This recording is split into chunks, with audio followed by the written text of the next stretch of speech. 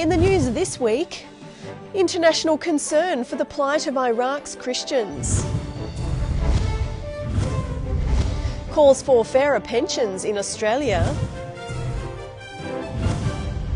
And the Bible comes to life in Bucharest. This is InFocus Christian News and Current Affairs. Hello, it's great to have you with us. We've got a packed program ahead of us. James Standish will be in a bit later to unpack some of the religious freedom issues to do with what's going on in Iraq. And I've got a question for you, Danielle. Hello, by the way. Hello, Kent. Is alcohol good for your heart? Well, not for mine because I don't drink, but I've read something along the lines of red wine being good for your heart. Yeah, a lot of people seem to think it's true, but Sue Rad, our resident dietitian, says there's been a major new health study that's challenging that perception. Yeah. There you go. It's very interesting for sure, Kent. But I'll tell you what, if you guys are a bit of an 80s tragic like me, you might be getting a bit excited about our special guest today, Peter Cousins. Yes. If you were a fan of Sons and Daughters back in the day, or even A Country Practice or The Sullivans, you'll be interested to see Peter Cousins, who's in to talk about his directorial debut, a movie with Cuba Gooding Jr., Danielle, about the transatlantic slave trade and the Underground Railroad. Yeah, that's right. And there's an interesting twist about the Underground Railroad in today's news, Kent. OK, we'll look out for it. All yours. Thank you. Major religious organisations have expressed their concerns about the atrocities committed against Iraqi Christians and other minority groups by the so-called Islamic State terrorist group. The extremists have now taken over Karakosh, Iraq's largest Christian majority town, as well as surrounding areas in the country's north, sparking another mass exodus of about 250,000 people in just 72 hours. The United Nations says Christians, the Yazidi ethno-religious group and Iraq's Turkmen minority have all been targeted. The UN has received reports of women being made sex slaves and child soldiers being recruited. Religious leaders, including the Archbishop of Canterbury, the Pope and the head of the World Evangelical Alliance, have all spoken out publicly against the violence. The head of the Seventh-day Adventist Church, Dr. Ted Wilson, said the targeting of religious minorities is particularly concerning and that the church will do its best to assist people who have fled their homes. Meanwhile, Assyrian Christians around the world commemorated their annual Martyrs' Day, many of them not realising that while they paused to pray, fellow believers in their Nineveh homeland were experiencing a fresh wave of violence. Islamist terrorists have also struck again in northern Nigeria, where it's believed around 100 people were killed in the predominantly Christian town of Gwoza and surrounding villages.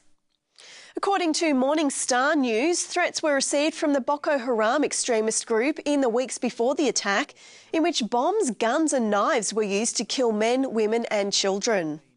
Houses, shops and churches were also burned in the attack, which prompted about 260,000 people to flee the area, many over the border into neighbouring Cameroon. And still in Africa, the Society of Friends, better known as the Quakers, has begun setting up what they call the new Underground Railroad to help gay, lesbian and transgender people escape Uganda's tough anti-homosexual laws. According to their website, the coalition relies on local organisations and individuals in Uganda and is supported by a Quaker group south of Seattle in the USA. The Society of Friends was heavily involved in America's original Underground Railroad, a 19th century network of secret routes for escaped slaves. The modern-day Friends say that so far they've helped more than 270 Ugandans escape to countries where they won't be prosecuted for their sexual behaviours. In the wake of what's been widely criticised as a punishing budget for Australia's poor, Christian social services are renewing their calls for a fairer regime of welfare payments. According to The Age, the Salvation Army and Anglicare have now gone public in their support of a Catholic social services plan for an independent body that would set the levels of pensions and other social security benefits. The welfare agencies say the nation's poor are victims of political agendas and should instead be supported according to their need by payments that increase along with economic indicators. The Australian government is currently reviewing the nation's system of pensions, benefits and allowances, but has so far rejected any suggestion that it should allow an independent agency to set their levels. Guatemala's President, Otto Perez Molina, has welcomed an Adventist initiative that will encourage holistic health and well-being for the Latin American nation. The President spoke at a regional youth congress of nearly 6,000 young Adventists from around Central America and the Caribbean.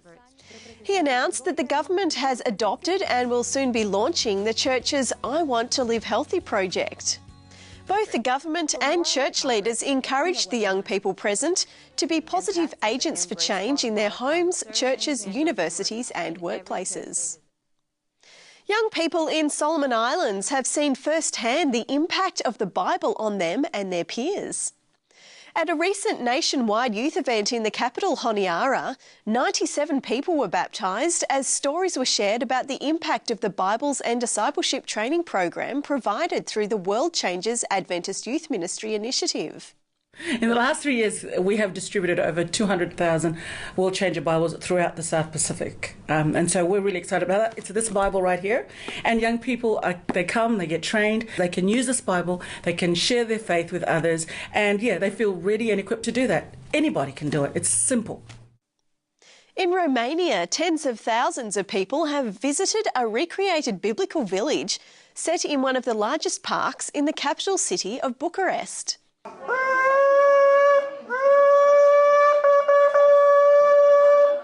Some 500 volunteers staffed the village. Visitors learned about biblical principles, sampled food and registered for free healthy cooking classes.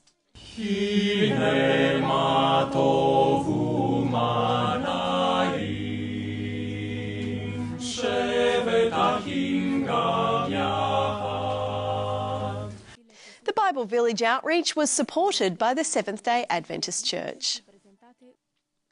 Making the Bible come alive also seems to be the aim of a Californian book designer, Adam Green. His idea for a Bible without chapter or verse numbers has attracted more than $1.4 million from online supporters. The Bibliotheca project encourages readers to approach the Bible as a book to be read as a coherent whole, rather than something to be dismembered and examined verse by verse. The layout and materials used will make the 4-volume Bible look less like an encyclopedia with multiple columns, subheadings and footnotes, and more like a hardcover novel. Nearly 15,000 people around the world have pledged $1,000 each to get their copy of the Bible and to fund its production. And that's it for the news this week. Kent. Thanks, Danielle. But a Bible for $1,000 in 4 volumes. I don't know. I'm not sure about that. Yeah, I suppose it could be seen as a lot of money, Kent, but if you compare the cost of, them years ago being handwritten. Yes, yeah, those handwritten manuscripts. And the lives probably lost. A couple of years' wages or something. We'll take a short break now. I'll be back in a sec with James Standish.